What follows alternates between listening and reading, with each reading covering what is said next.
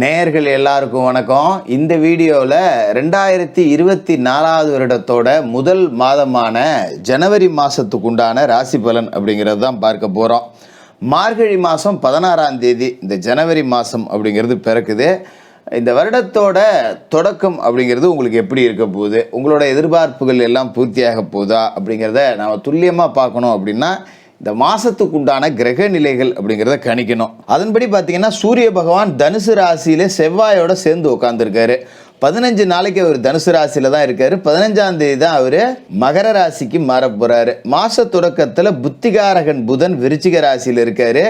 8ஆம் தேதி அன்னைக்கு தனுசு ராசிக்கும் 27ஆம் தேதி அன்னைக்கு மகர ராசிக்கும் போறாரு. சுக்கிர பகவான் விருச்சிக ராசியில செவ்வாயோட வீட்டில் இருந்துட்டு 19ஆம் தேதி குரு பகவானோட வீடான தனுசு ராசிக்கு போறாரு.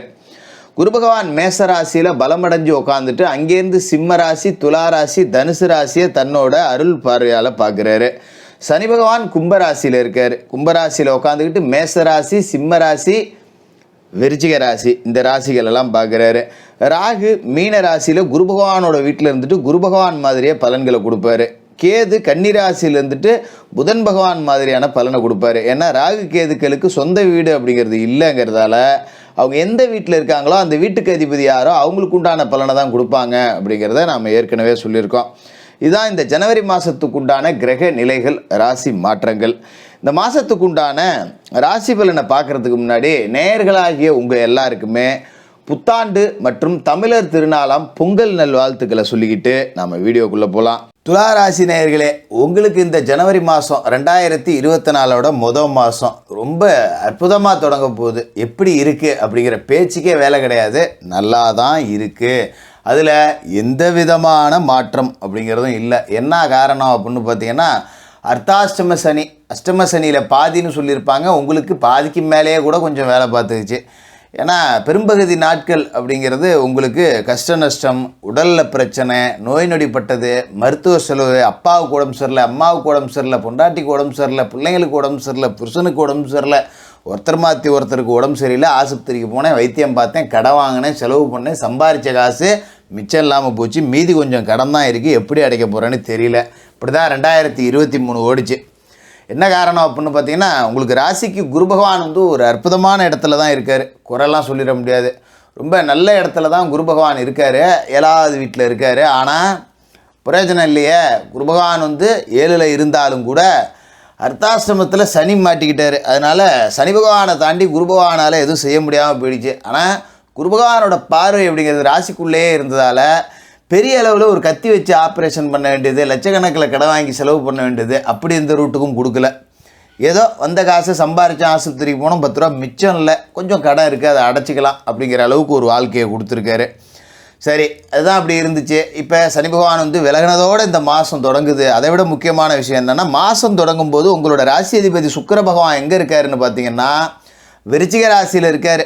ஜனவரி மாதம் 19ஆம் தேதி அன்றைக்கி தான் அவர் தனுசு ராசிக்கு போகிறார். 19 நாளைக்கு விருச்சிக ராசி தன வாக்கு குடும்பஸ்தானத்துக்குள்ளே இருக்கார். அதன் பிறகு தைரிய வீரிய ஸ்தானத்துக்குள்ளே ராசி அதிபதி சுக்கிர பகவான் போகிறாரு.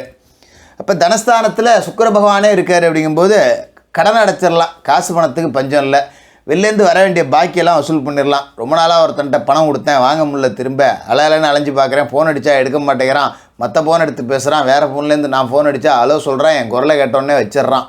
இப்படி தான் ஓடி இருந்திருக்கோம். இனிமேல் இந்த பழைய பாக்கியெல்லாம் வசூலாகிடும். கடனை ஜனவரி தொடங்கின உடனே நீங்கள் வசூல் வேட்டைய ஆரம்பிச்சிடலாம். ரொம்ப அற்புதமாக பழைய பாக்கி வசூலாகிடும். அதை வச்சு நம்ம கொடுக்க வேண்டியவனுக்கு 10 ரூபாயை தூக்கி கடாச்சிட்டு ஒரு மன நிம்மதியான வாழ்க்கை அப்படிங்கிறத வாழலாம். அதோட ராசி அதிபதிக்கு நட்பு கிரகமாக இருக்கக்கூடிய சனி பகவான் இப்போ 4வது வீட்டிலேருந்து 5வது வீட்டுக்கு மாறி இருக்கார். பூர்வ புண்ணிய ஸ்தானம், கெஞ்சினாலும் கிடைக்காத பஞ்சமஸ்தானத்துக்குள்ளே சனி பகவான் வந்திருக்காரு. சனி பகவான் யார் அப்படின்னு பார்த்தீங்கன்னா நீதிகாரகன். உங்களோட ராசி பகவான் சுக்கிர பகவானுக்கு நன்மை செய்யக்கூடிய கிரகம், ராசிக்கு நல்லது செய்யக்கூடிய கிரகம், சுக்கிர பகவானோட நட்பு கிரகம். அப்படிப்பட்ட சனி பகவான் பூர்வ புண்ணிய ஸ்தானத்துக்கு வந்திருக்காரு. அப்படிங்கும்போது உங்களோட 7 தலைமுறை, அதாவது தாத்தம் பாட்டம் பூட்டம் முப்பாட்டம் எல்லாரும் செஞ்ச அந்த நற்பலன்கள், புண்ணியங்கள், பூர்வ புண்ணியம் அப்படிங்கிறது உங்களுக்கு முழுசாக வந்து சேரப்போகுது. அப்போ இந்த காலகட்டத்தில் பார்த்தீங்கன்னா, தாத்தா காலகட்டத்தில் நீங்கள் பார்த்தீங்கன்னா யோசித்து பார்த்தா 2 தலைமுறைக்கு முன்னாடி ஏகப்பட்ட சொத்து இருந்திருக்கும், ஆடு இருந்திருக்கும், மாடு இருந்திருக்கும், இது எல்லாமே இருந்திருக்கும். பொதுவாகவே சுக்கிரனை ராசி அதிபதியாக கொண்டவர்கள் வந்து ஆடு மாடெல்லாம் வச்சுருந்து நல்ல பட்டி பண்ணையோடு பெருகி வாழ்ந்துருப்பீங்க. இந்த காலகட்டத்தில் எதுவும் இல்லாதவர்களுக்கு கூட அது எல்லாம் திரும்ப கிடைக்கும்.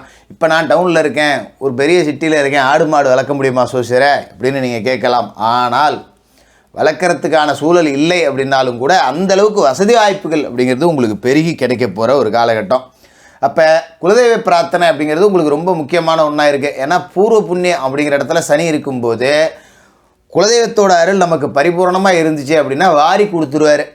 உதாரணத்துக்கு எடுத்துக்கிட்டிங்கன்னு வச்சுங்களேன், இப்போ வேலை கிடைக்கல, எங்கெங்கேயோ போய் வேலை தேடி பார்த்துட்டும் கிடைக்கல, ஊரில் 4 பேர் பார்க்குற இடத்துலலாம் நம்மளை வந்து வெட்டி பையன்னு சொல்லிகிட்டு இருக்கான், தெண்டசோர்னு சொல்லிகிட்டு இருக்கான், ஒரு வேலைக்கு போகாமல் ஊர் சுற்றிட்டு இருக்கேங்கிறான், சொந்த பந்தத்தில் ஒருத்தன் கூட மதித்து பேசுறதில்ல, கூட்டாளிங்க எல்லாம் வேலைக்கு போயிட்டாங்க, எனக்கு பொழுதுபோக்குறதுக்கு கூட ஒரு நேரம் இல்லைன்னு சுற்றிக்கிட்டு இருக்கவங்களாம் குலதெய்வத்துக்கு ஒரு பூஜை பண்ணிவிட்டு குலதெய்வத்தை மனசில் நினச்சி குலதெய்வ ஆலயத்தில் போய் வணங்கிட்டு வேலையை தேடுங்க. வெறும் 8 நாளில் உங்களுக்கு உண்டான வேலை கிடைச்சிடும். எதிர்பார்த்த வேலை நல்ல சம்பளத்தோடு கிடைக்கும். அது மாதிரி தொழில் முடக்கம், சொந்தமாக தொழில் பண்ணுறேன், கூலி வேலைக்கு போகிறவங்க கூட 10 ரூபா சம்பாரிச்சு நிம்மதியாக இருக்கான், நான் பேருக்கு தான் முதலாளிட்டு பேர், என்கிட்ட 10 ரூபா பணம் இல்லை, வெள்ளை சட்டை போட்டுக்கிட்டு நீட்டாக போகிறேன் ஆஃபீஸுக்கு, ஆனால் வெள்ளை சட்டை வெறுஞ்சட்டையாக தான் இருக்குது, உள்ளே காசு இல்லை அப்படின்னு இருந்தவங்கெல்லாம் தொழிலில் 10 ரூபா முன்னுக்கு வரணும், தொழிலை பெருக்கணும், ஒரு கிளை நிறுவனத்தை ஆரம்பிக்கணும், வேலையாட்கள் ஒத்துழைக்கல, வேறு ஆட்களை மாற்றணும், இது மாதிரி சகல விதமான பிரச்சனைகளுக்கும் குலதெய்வ பிரார்த்தனை அப்படிங்கிறது கை கொடுக்கும்.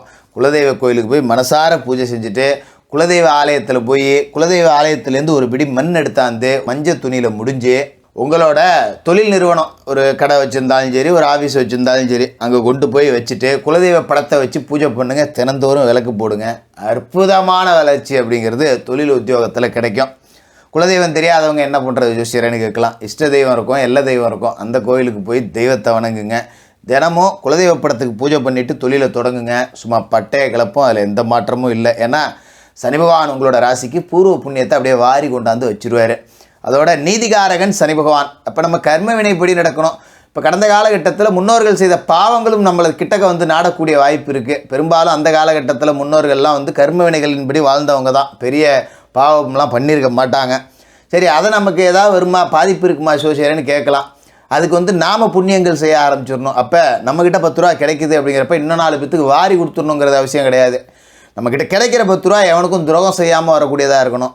இந்த மாதிரி காலகட்டத்தில் தான் லஞ்சம் வாங்கக்கூடிய அதிகாரிகள்லாம் மாட்டிக்குவாங்க. பூர்வ புண்ணியஸ்தானத்தில் சனி பகவான் இருந்தான்னா அந்த நேரத்தில் நாம் கொஞ்சம் ரெட்டை வேலைலாம் பார்க்கக்கூடாது. அரசுக்கு புறம்பா, சட்டத்துக்கு விரோதமாக, இன்னொருத்தனுக்கு துரோகம் பண்ணி, வஞ்சம் பண்ணி, இந்த மாதிரிலாம் சம்பாதிக்கணும்னு நினச்சோம்னா அடி நமக்கு வலுவாக திருப்பி விழுவான். அதில் எந்த மாற்றமும் இல்லை. அதனால் கொஞ்சம் துளாராசிக்காரர்கள் அரசு உத்தியோகத்தில் கொஞ்சம் அப்படி இப்படி கை நீட்டுறவங்களாக இருந்தால் கொஞ்சம் கையை சுருக்கிங்க. நேர்மையாக வர்ற பணம் மட்டும்தான் உதவும். அதுமாதிரி பூர்வ புண்ணியஸ்தானத்தில் சனி பகவான் இருக்கும்போது இந்த லாட்ரி வாங்குகிறேன், சூதாடுறேன், இந்த வேலைலாம் வச்சுக்க கூடாது.